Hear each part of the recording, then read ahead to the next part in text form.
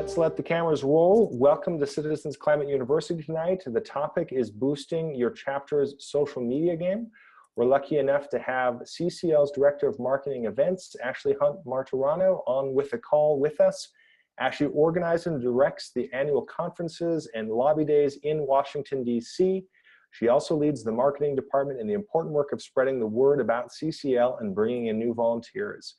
Ashley joined CCL in 2012 as a volunteer, co-founding the Long Island, New York chapter, and then helped launch 6 chapters throughout New York after that. Ashley has a master's degree in clinical psychology, grew up in West Virginia, and currently lives on Long Island with her husband and 3 very large dogs. So thanks so much for being on the call tonight, Ashley.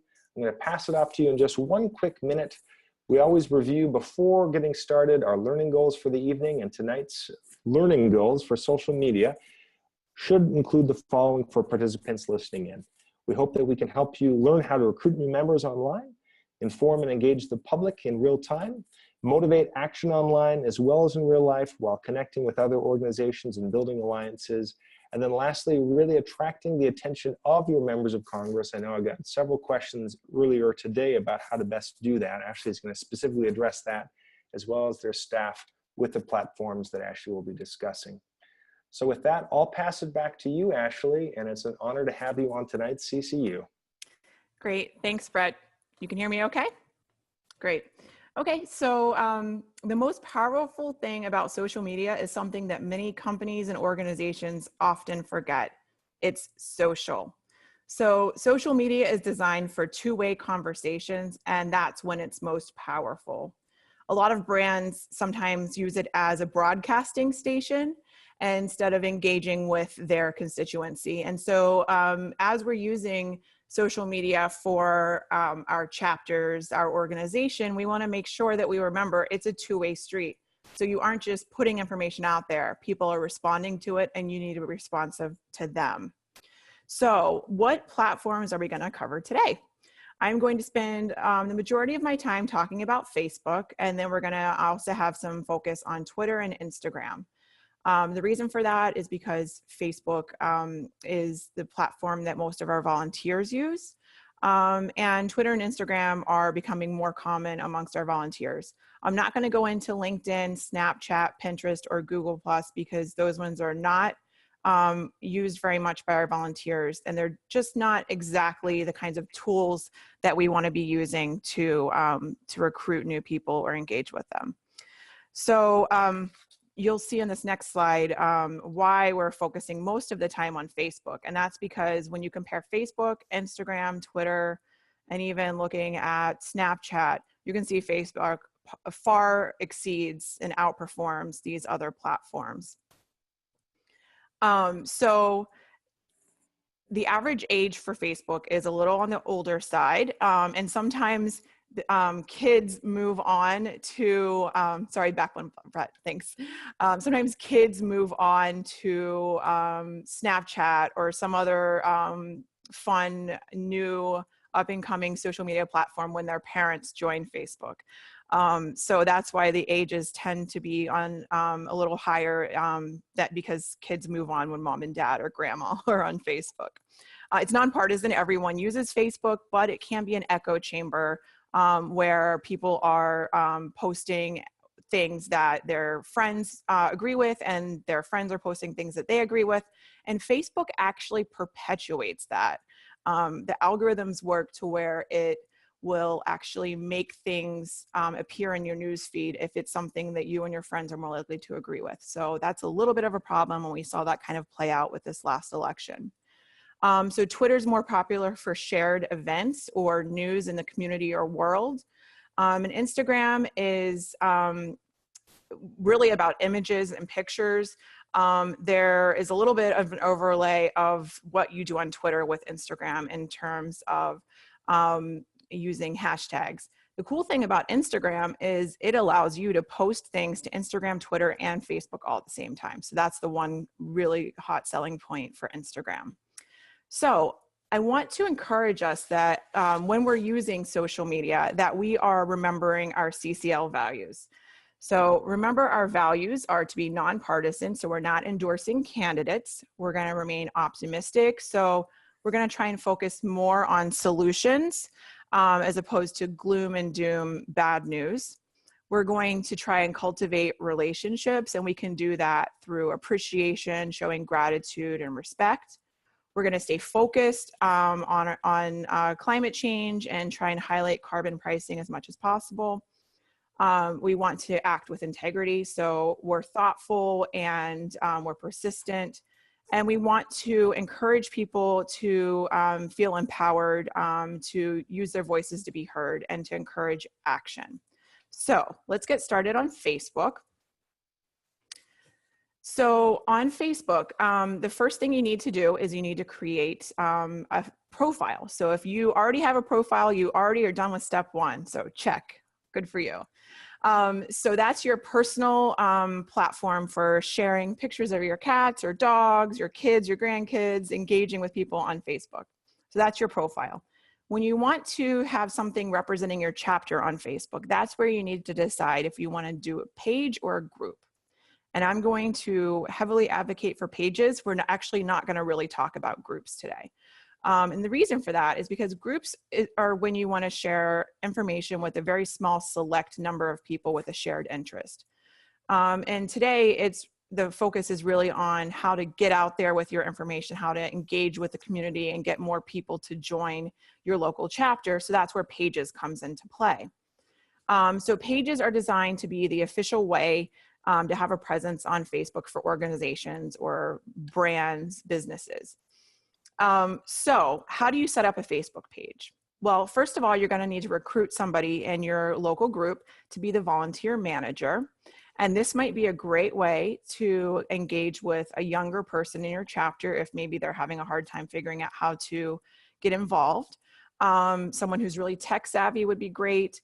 This could be a great way to engage with somebody who can't come to your meetings. Maybe they work on Saturdays, and so they can't ever come to your monthly meetings, but they really want to be involved and want to contribute as much as they can. So this is a way they can be involved and contribute. They can manage the Facebook page. So you start with your personal Facebook account, and then you go to the facebook.com/pages/create, and then you're going to fill out the details of the page. So you're going to pick a profile picture, and you're going to put, the name of the organization and some information about it. And you're going to want to also add additional people as administrators. And that's because you want to share the load of posting on there.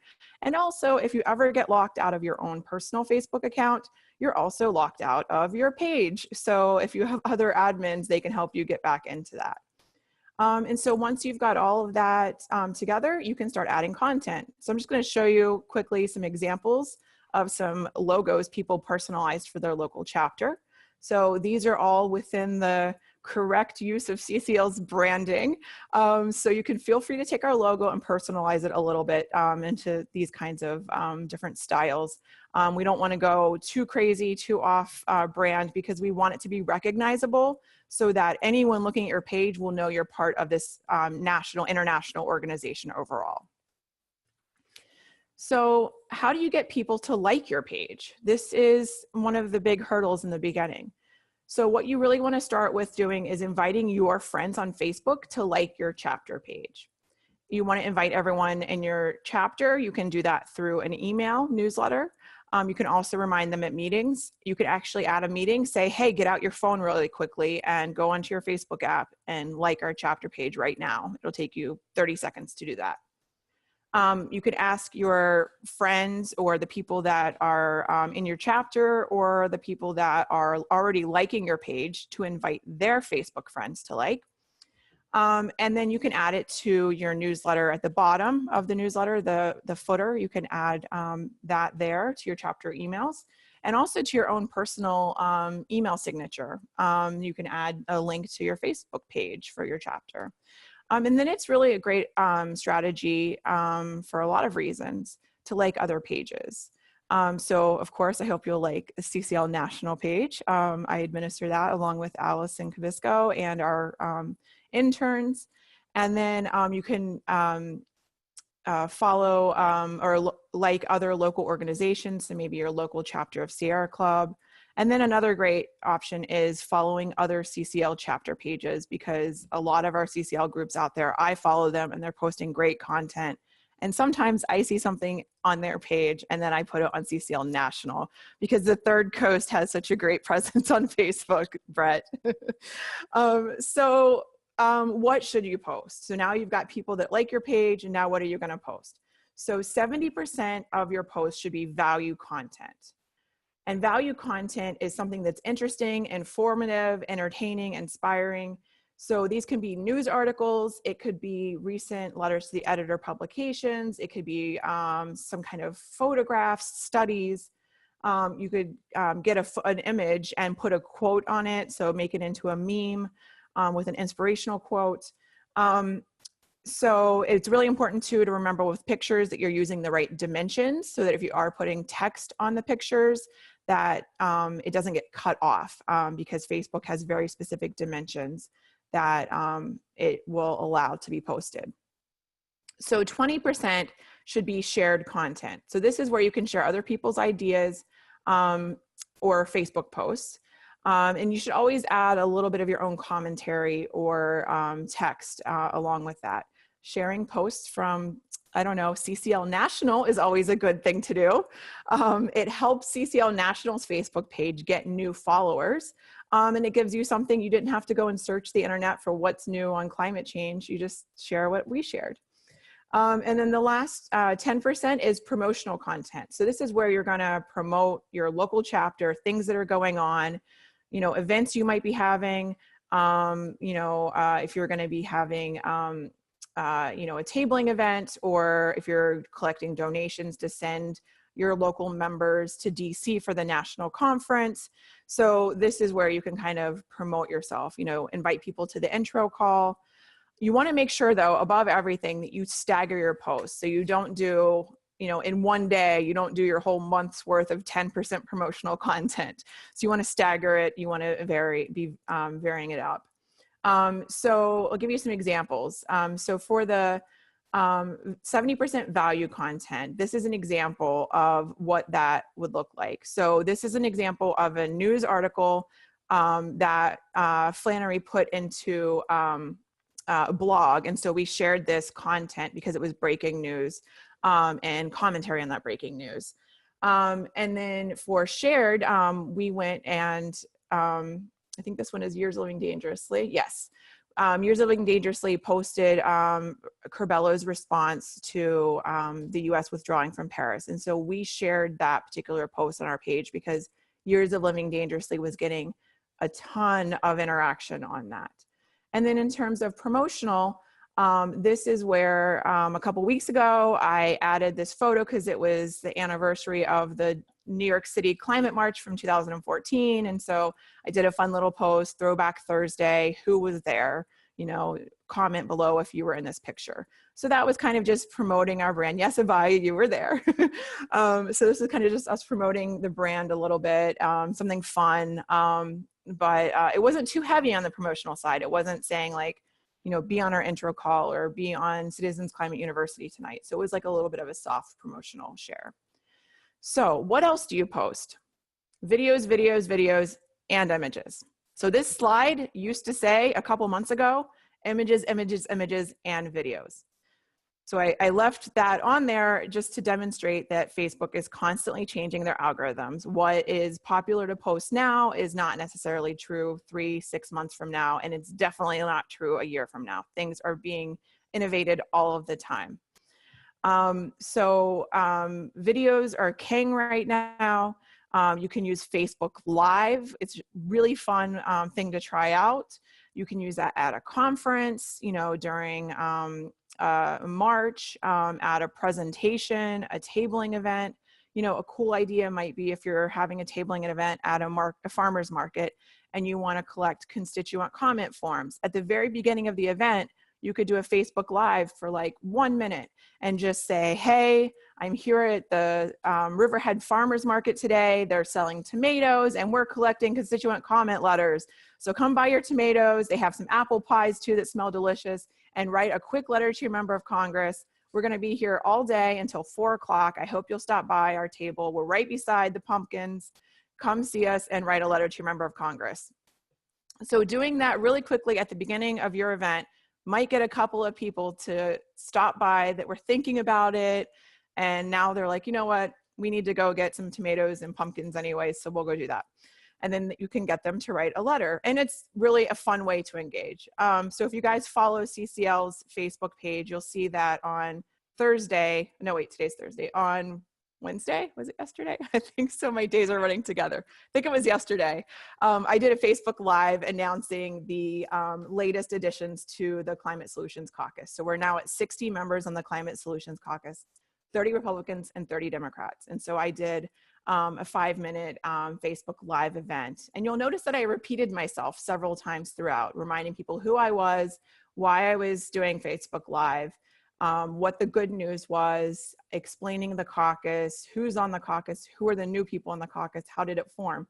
And I reiterated that over and over again because people join and then leave, and then they might join again, or new people join, but they're joining 30 or 60 seconds into the video.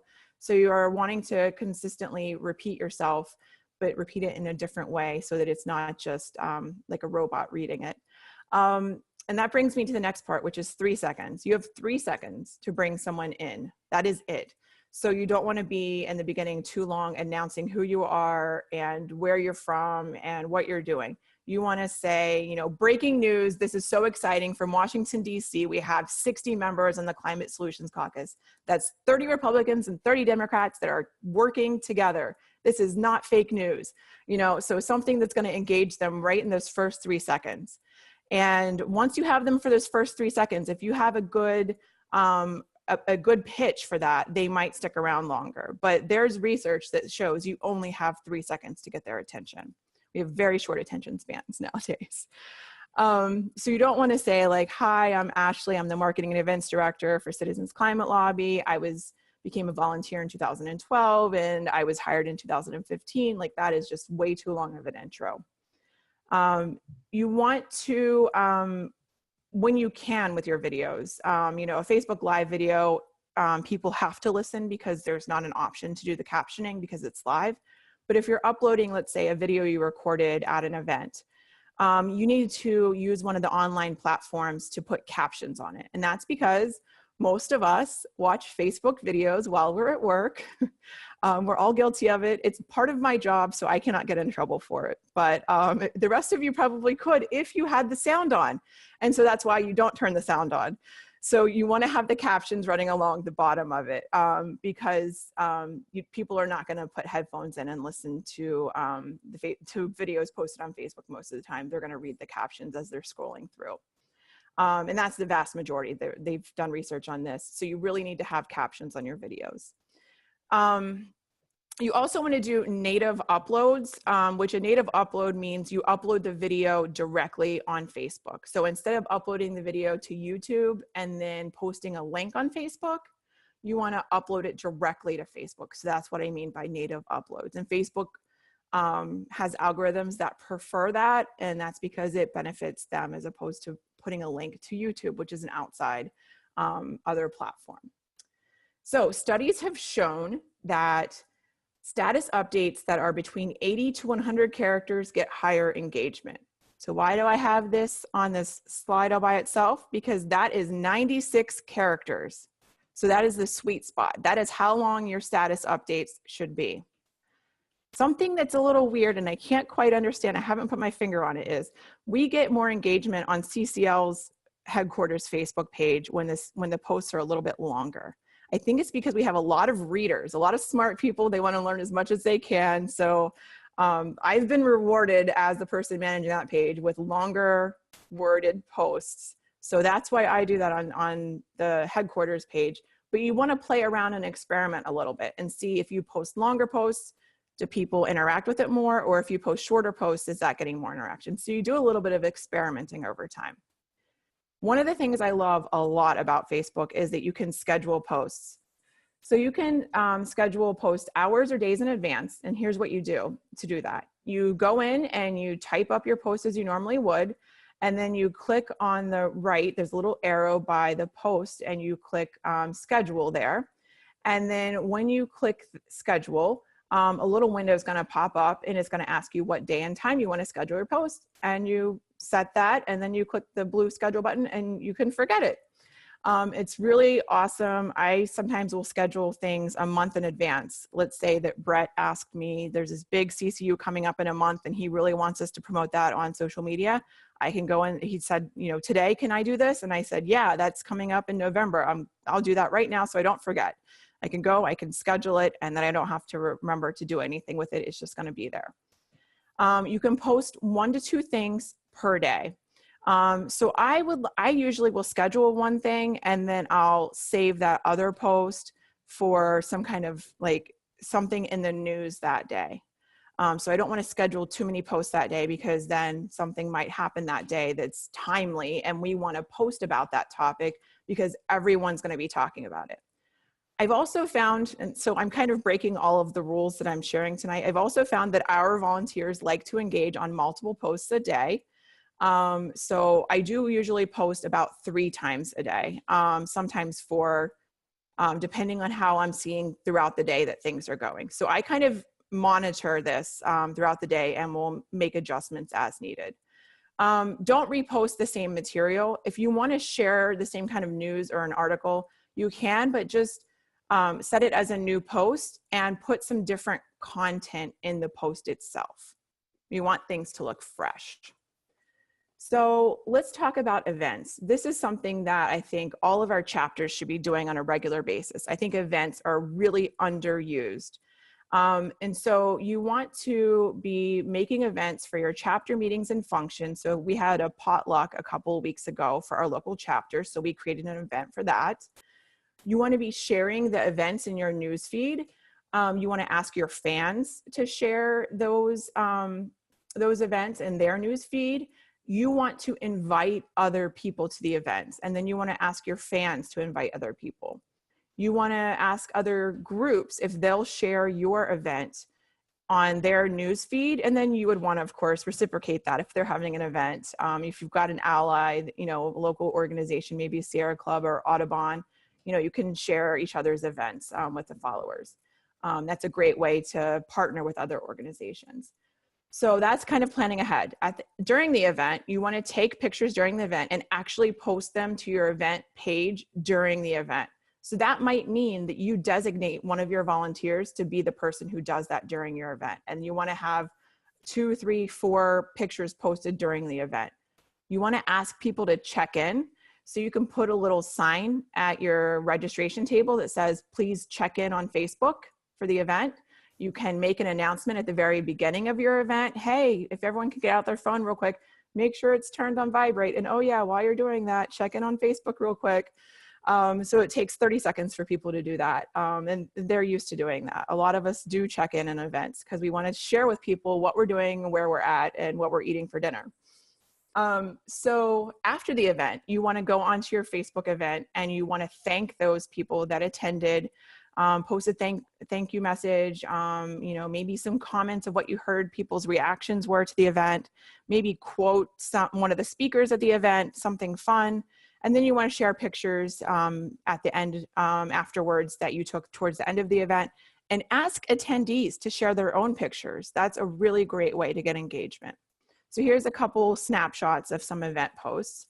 So you can see on the left 2, those are actually the event pages. And then on the right, that is sharing an event in the news feed. So you can see that what happened there was we posted a link to the event, and then we wrote our next CCL meeting will be on Monday, you know, so you can see that we actually posted some information there in the news feed, so it would pop up on people's timelines.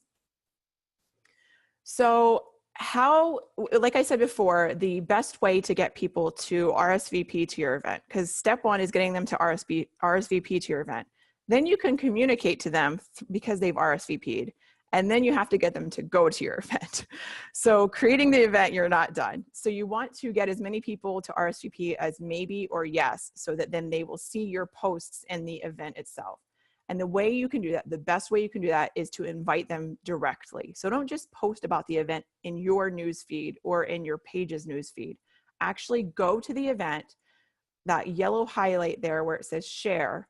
you're going to want to click that box, and then it'll say invite friends, and you'll want to actually go in, and that's on the right side what it looks like, and click the little check marks, and it'll actually select those friends, and then you click the invite bottom button there, and it'll send them an invitation in their notifications. So they'll get a pop-up in their notifications that'll say, Abaya invited you to attend this event, you know, and you can say going, not going, or I think it's going, maybe, and ignore. And so people can indicate whether they're going to be able to go or not, or they're interested, or they're going, or ignore. And so by doing that, you're actually being proactive. You're taking the time to invite them, and people are going to see that in their news feed, and most of them are going to respond in that they're interested or that they're going if they're able to. And so then the cool thing about that too is that will, if your friend says they're going or they're interested in going, that'll show up in people's news feeds. So if I'm scrolling through, I would see that Brett said he's interested in an event, and maybe I want to go to that event too. So I'm going to sign up because I saw Brett signed up. So it becomes very social. Something I really recommend doing, I actually need to go and update my list, but because I did this a couple years ago, I created a list of my friends that are potential CCL Long Island attendees for any of our events. So I created a CCL Long Island list where I have all of our local chapter members that I'm friends with on Facebook in that list. I have some people I know that work for other environmental organizations. I have friends that I know that care about the environment. I have friends that I know that I think care about the environment or should care about the environment.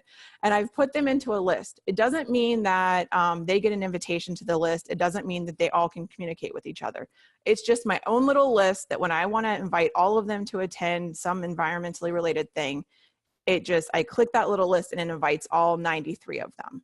Sends them an invitation. It doesn't mean that they're all going to be able to email each other or anything like that. So you go to the Explore, Friends list, Create list, and then once you've created your event, then you go Share, Invite Friends, and then there'll be a suggested list, and that's where you can find your CCL Long Island list that I created, for example. So this is where it gets a little trickier. So if you do have questions, you're trying that out, I'm happy if you email me. I would be happy to help walk you through step by step with that. So what kinds of things should you be doing or posting and interacting with on Facebook? So you should be making specific requests of your community. You should be expressing thanks and showing appreciation and praise for your volunteers. Maybe a volunteer wrote a letter to the editor, so you want to praise them online. Like, look, Brett just got this letter to the editor in Newsday published. Congratulations, Brett, on your first letter to the editor. You want to promote any of your volunteers that are doing things. You know, Abaya is going to be doing this presentation next week at the League of Conservation Voters, so go check this out. Then you want to do specific calls to action. So if you're sharing an event, let's say you're going to have next week, and you want other people to share this event, you don't just share it and hope for the best. You have to share it and ask them to share it. So the call to action here is, friends, we're having this event next Saturday. Please share this post so that others know about it. We don't want anyone to miss out. So the call to action is, please share this post.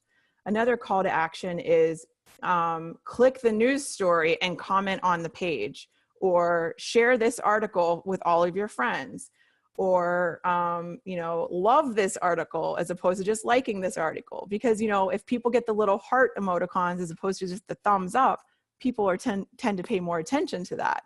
So you want to make specific calls to action. I've noticed that whenever I'm on the CCL main page and I say, please share this great news that we have 60 members on the Climate Solutions Caucus, people are more likely to share than if I just post, we have 60 members on the Climate Solutions Caucus. Isn't that cool? So if I actually say share, people are more likely to click the share button. It seems like it's obvious, but you know, I had to be told, and now I'm telling you, so spread the word. So this is something I think that is really cool, that's brand new with Facebook. you can like your legislators' pages. And this is something that the Congressional Management Foundation has recommended as a way to engage with your members of Congress. All members of Congress are on Facebook and Twitter, and most of them are on Instagram. They have staff that their whole job is monitoring and managing their digital media. So they've got a staff person that does their Facebook, their Twitter, their Instagram, and maybe helps with a little bit of their email marketing, but that's their job. And so this is a really good way to get their attention. They pay attention to this. They take this as seriously as they take getting emails from constituents. So you want to like their pages. You want to check their pages regularly. You want to comment on their posts to show appreciation, gratitude, and respect. My own personal rules that I have for myself are that if I don't have something nice to say, I don't say anything at all. So I try to, because it's really important for me to be maintaining my relationship with my member of Congress, and I have a Republican member of Congress, and maintaining it to be positive.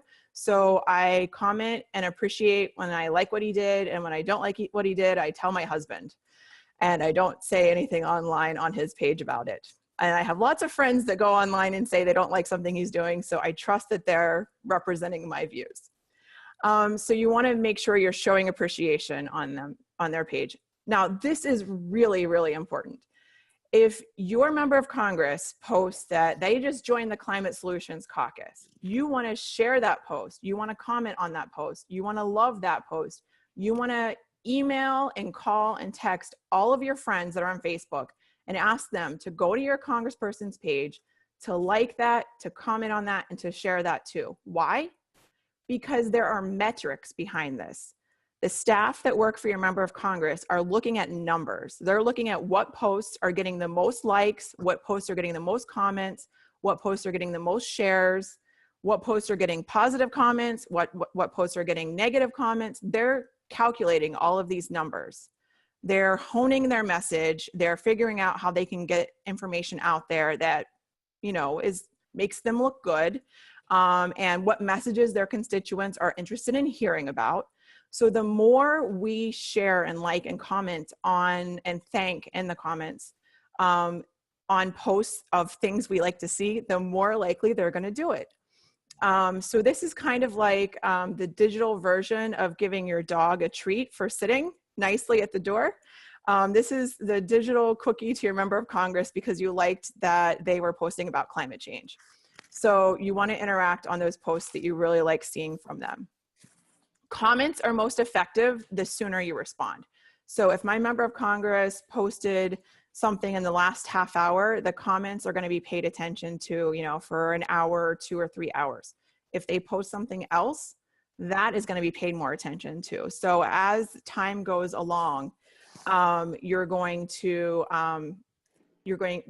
be a little bit less paid attention to.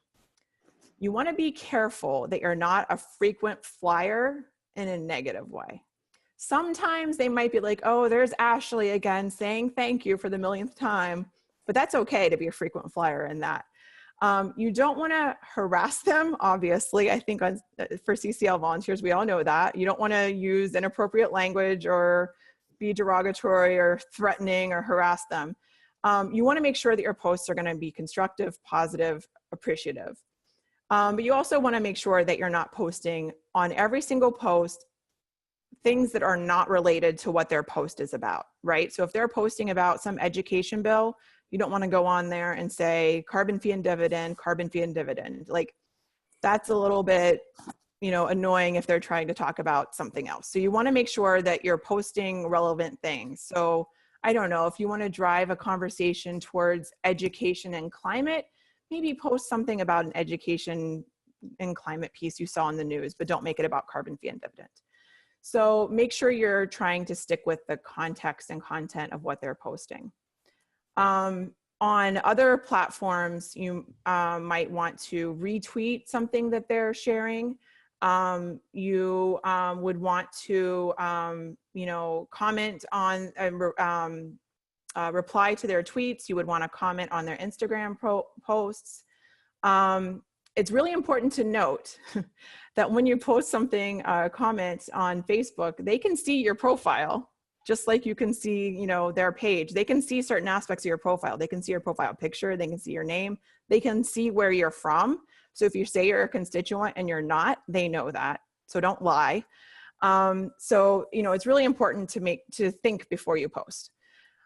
So on this next slide, I can show you a screenshot of what Facebook's town hall looks like. So this is a new thing that Facebook's done in the last year, and it's a cool way to interact and to see who all of your members of Congress are, and to show your friends and family that you're engaged on Facebook with your elected officials.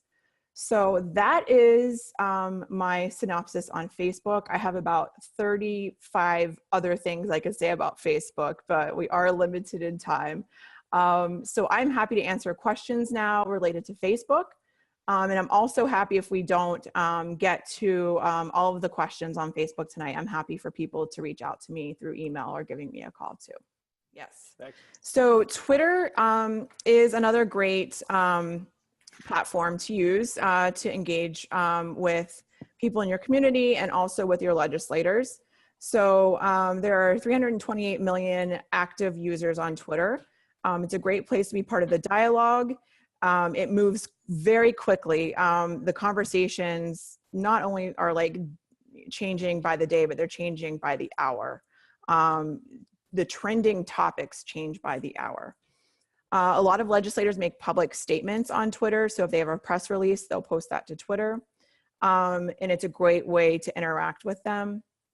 And the cool thing about Twitter is that you can actually initiate the conversation with your member of Congress on any topic you want. Whereas on Facebook, you're commenting on their own post. You can't actually post to their wall on Facebook. They've turned off that ability. I think as soon as they added Facebook pages for members of Congress, they saw that people wanted to post their own things on their walls, and so they immediately turned that off. But here on Twitter, you can actually start your own topic with them, start your own conversation with them. There's a 140 character limit that is either changing soon or has recently changed. And I would recommend that people stick to that 140 character limit, even if you see that it's changed because people are not very happy about it allowing more space. They like the brevity of Twitter. Use hashtags on Twitter, but don't use more than 2 in one tweet. So on Twitter, you actually create a chapter account. So you would share the username and login with your fellow chapter members that are going to be the administrators for Twitter. So I've listed some examples, Twitter handles here that you could use. I have a screenshot for CCL Michigan, so you can see what their Twitter handle is there. The Twitter handle for CCL National is @CitizensClimate. So it's really important when you join Twitter, you want to follow and get followed. So when you join, you want to follow relevant accounts. So follow CCL National, follow other CCL chapters, especially those chapters that are nearby in your state. You want to follow other climate organizations, both national and local. Follow your legislators. Follow your local chapter members. And if you want to hit the, yeah, there we go. And then follow media. So local media, national media, media that's specific to climate change or environmental issues. Following people can sometimes get you followed. So it's good etiquette on Twitter that when people follow you, you should follow them back. The only time that doesn't apply is when you're a celebrity. So if you're not a celebrity, then you should follow people back if they're following you. And you'll get followed more and more as you engage in conversation on Twitter. Most of the Facebook guidance applies on Twitter. So images and videos are good to use. Retweeting is like sharing. So you want to retweet other people, retweet CCL headquarters, retweet Bradley Whitford because he posts a lot about climate, retweet Arnold Schwarzenegger who's been posting about climate. You know, you can just go find a lot of celebrities that are tweeting on climate, and that'll help you sometimes get more people to follow you. You can't schedule tweets directly through Twitter, but you can use another platform outside of Twitter. I like Hootsuite. Hootsuite, actually, you can schedule with Facebook too. So you can hook up your Facebook and your Twitter in Hootsuite and then schedule all your posts for both platforms at once. Again, here, remember your CCL values. Twitter has a little bit different of a personality compared to Facebook. People are a little bit more sarcastic or snarky on Twitter. They like to be clever. So that's a little bit more accepted here, but you want to be careful because you don't want to set the wrong tone. So you do want to you want to always go back when you're posting something, you know, does this ascribe to CCL's values? It's okay to post more often on Twitter. So you can post 2 to 8 times a day on Twitter. Just don't post 10 times in a row, unless if sometimes you'll see celebrities will do 1 of 1, 2 of 1, 1 of 2, 2 of 2, or 1 of 3, 2 of 3, 3 of 3, if they have a lot of things they want to say. And that's okay if you do that, very limited. Do not do that all the time. So again, images rule on Twitter and videos. So you can see on the left that image with Jay Butera, our hero at CCL. He, that is from May 20th. You can see the date stamp there, but then you can see on the left, right above our logo, the little push pin, and that's the pinned tweets. That is the top tweet. Even though it was May 20th, it's still the top thing you see if you go to Citizens Climate on Twitter. And that's because we selected that to be the pinned tweet. We want people to see that when they come to our Twitter page. Hashtags. So I didn't really mention hashtags with Facebook because they're not really used on Facebook. They work and they're sometimes used, but they're just not as effective. But on Twitter and on Instagram, you really want to be using hashtags. So people read their feed. So when they log on and they just start scrolling down, they're seeing conversations and news and information. So that's where they get information, but they also will search for hashtags. And so they might want to see what's the latest news on climate change. And so they'll search for climate or climate change. Maybe you want to see act on climate. So these are different hashtags you can use for having a conversation about climate change. So you could tag Representative Curbelo and thank him for leading on climate change, or thank you for the, you know, being a climate leader, hashtag climate leader. So there's a lot of different things you can do with hashtags. So you definitely want to do mentions as well. So, you know, this is where you could tag the media. If you're posting an article, you can tag them in the piece and link to the article and then hashtag climate. People do notice when you mention them. So if you tag your member of Congress, you mention them, someone in their office is going to see that. It might be the intern. It might not get too high up the food chain, but someone's going to see it. And then if they get enough tweets on a particular topic, they will make sure that gets to their boss. So if you get 10 people to tweet about the same thing on the same day with the same hashtag, it might get on your member of Congress's desk. So you definitely want to learn your member of Congress's handle on Twitter, and you want to use it and when appropriate. And for news items, you want to use the reporters' handles. You really want to engage here with your member of Congress on Twitter. They do pay attention to it, and they like it when you retweet and comment on their tweets. So that's a good strategy to get on the radar as well. So if they're posting anything positive, anything you agree with, anything you like, you definitely want to appreciate them for that. And if it has anything to do with the environment or climate change, you want to definitely love that up. Okay, so Instagram, it is really becoming very popular. It's especially popular among millennials. 60% of Instagram's users are 35 years old or younger. There are 40 billion photos posted to date. It's picture driven, so you have to be using pictures or videos. And you have to use your smartphone to post, so you can't use a computer to post. Like Twitter, you use hashtags here, but you can use as many hashtags as you want. They love hashtags on Instagram. And the good thing of using a lot of hashtags is it gets you new followers. So you'll see lots of people using lots of hashtags. So you want to use some of the more common hashtags as well, like the act on climate and climate change, just like we talked about for Twitter. So you want to use high resolution photos. Putting quotes on top of images is really popular. And then stories is Instagram's latest opportunity to post things. And that is something that kind of steals a little bit from Snapchat. So you want to make a profile, make a business profile. And so there's a lot of perks for registering as a business, and it allows you to select yourself as a nonprofit. And so when people click on your profile, they can see that you're a nonprofit and you're there for a social cause reason. And so people will be more likely to follow you. You want to take advantage of Instagram stories. So as I mentioned, this is a recently added feature. And you can upload fun snapshots of your organization without the fear of over posting. You can basically share as much as you want throughout the day and be as creative as you want. Really bring your story to life in new ways and using new techniques like drawing tools and text on your pictures. And those photos and videos disappear after 24 hours. So the stories disappear after 24 hours. If you just post a photo like regular, that will be in your photo dashboard, your profile grid. So you can toggle between your personal account and your business account. So on the screen here, you see classy_org, and then you see Juliana's username there. So for example, if I were to show you my phone, you would see my personal Instagram, you would see CCL's Instagram, and then I have an Instagram for my 2 Great Danes, and then I have an Instagram for my puppy who's a German Shepherd Labrador Retriever mix. So I have 4 Instagram accounts on my phone. So you can toggle between them. That was not always the case. And I used to have to log out of one and log in and log out of that one and log back in. So this is really great. So you can have your personal account and your CCL account.